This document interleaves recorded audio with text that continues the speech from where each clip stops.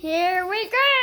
Alright, so what we're gonna do is we're gonna shoot the target from here, and it's gonna record there.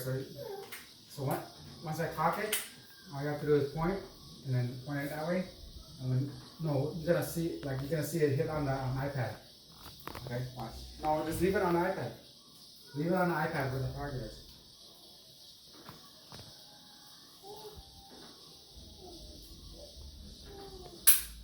See it? Is it? Another one. Hold on. Leave it right there.